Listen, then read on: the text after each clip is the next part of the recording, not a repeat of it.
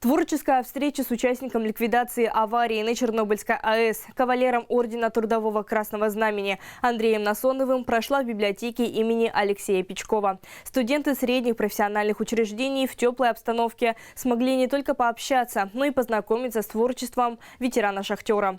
Андрей Тимофеевич еще и исполнитель, аранжировщик песен, лауреат международных фестивалей авторской песни. Любовь Пермякова продолжит тему.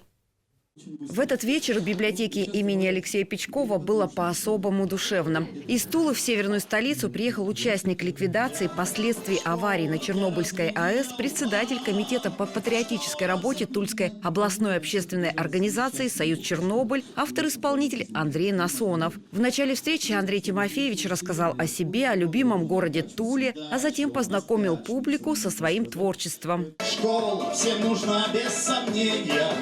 Школа для развития ума.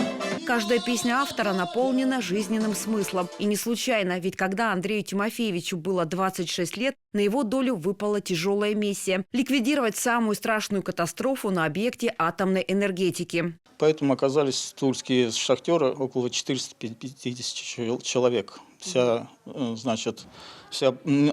3 партий состояла. Первая, вторая, третья. Я был в первой.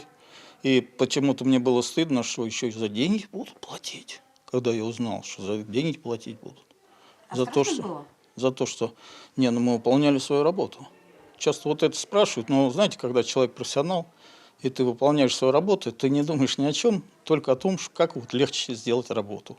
Когда случилась трагедия, Андрей Насонов трудился в шахтах подмосковного угольного бассейна. Именно оттуда в мае 1986 года добровольцем поехал на ликвидацию аварии на Чернобыльской АЭС. Сейчас наши атомные реакторы уже снабжены таким уловителем на всякий пожарный, просто от диверсий.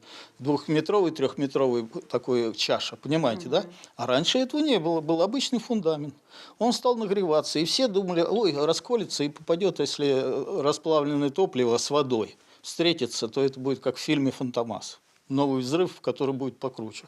Поэтому послали туда шахтеров, и мы быстро очень стали проходить под реактор, туннель и расширять и заливать бетоном. После выхода на пенсию с 2000 года мужчина начал сочинять свои произведения. С его подачи ежегодно проводится фестиваль авторской песни «Тульская душа». В завершении встречи гость ответил на вопросы аудитории и подарил на память книгу и свой музыкальный диск.